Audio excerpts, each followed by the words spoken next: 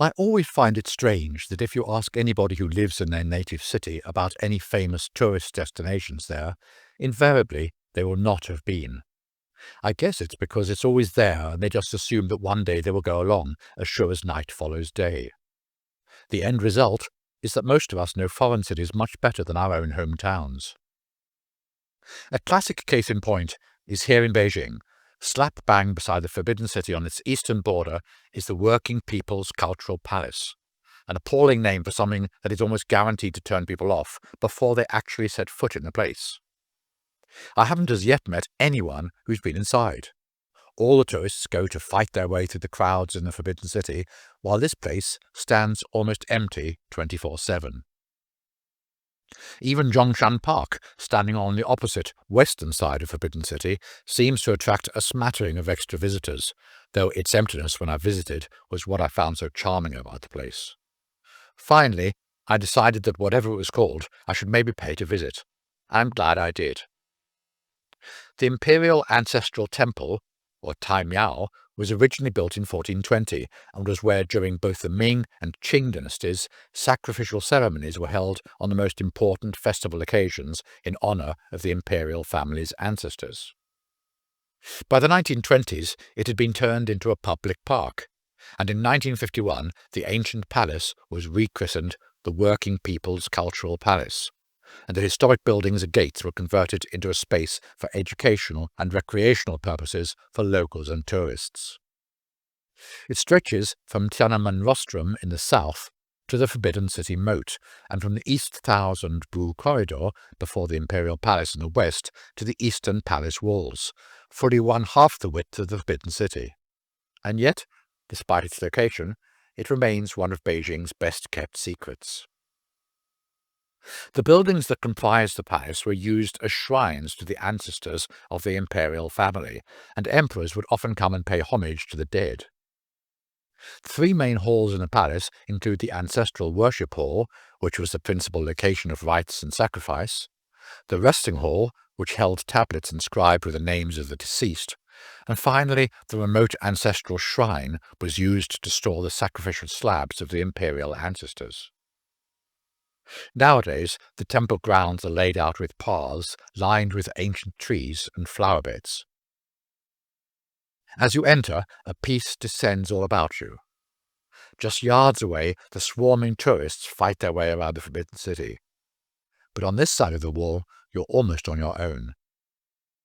I'm sure it must have been very different during the Ming and Qing dynasties, especially on occasions such as an emperor's ascending the throne, a triumphant return from battle, or the presentation of prisoners of war, when the emperor would first come here to offer sacrifices to his ancestors.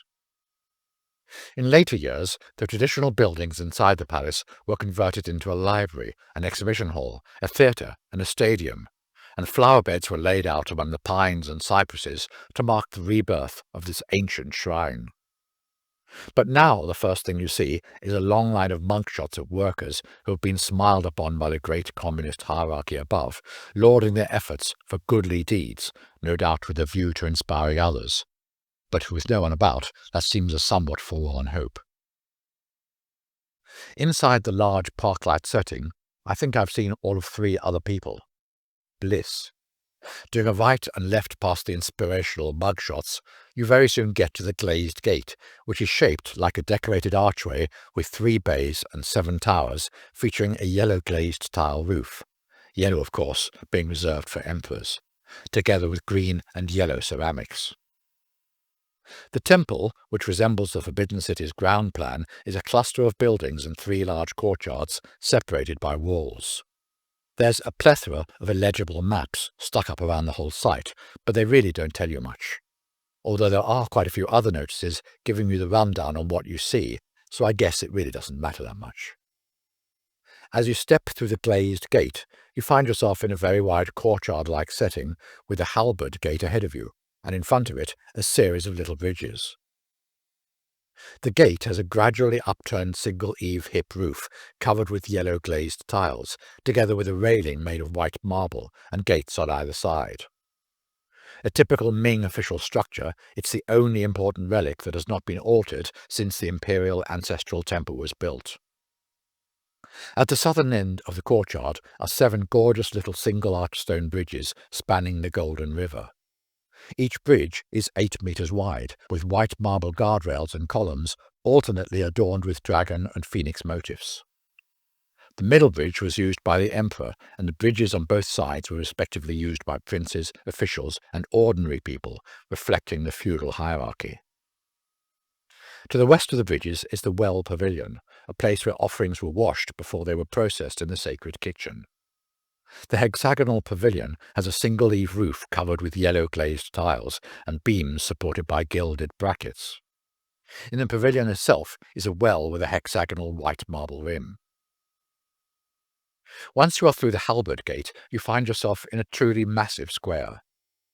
Ahead stands the Hall for Worshipping Ancestors, which is one of only 4 buildings in Beijing to stand on a 3-tiered platform, which denotes it as one of the most sacred sites in Imperial Beijing. It contains seats and beds for the tablets of emperors and empresses, as well as incense burners and offerings.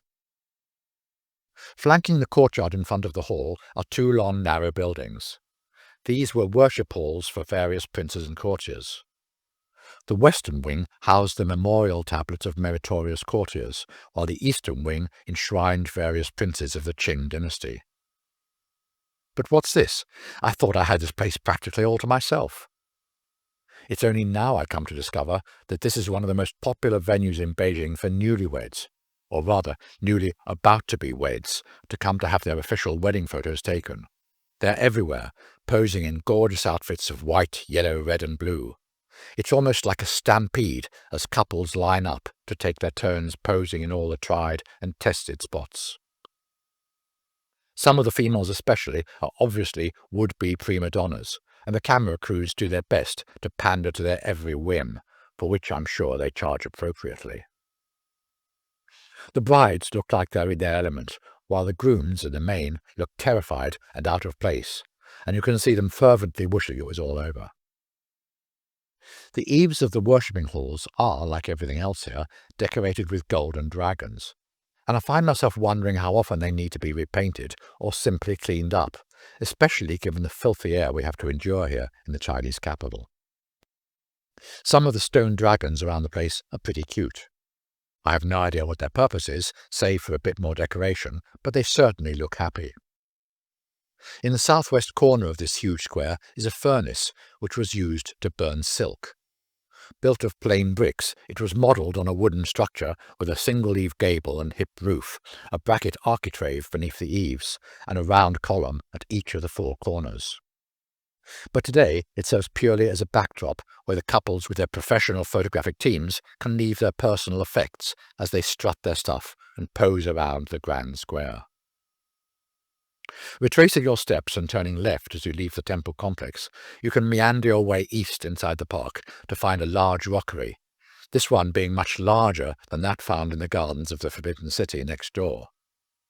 There are some quite nice stones, but I suspect that for every aficionado of rockeries, there's someone else who wonders what all the fuss is about, though the Chinese as a whole appear to love them. I step outside the working people's cultural palace once more, and sadly re-enter a world of crowds and tourists and touts, before heading east on some quieter back streets.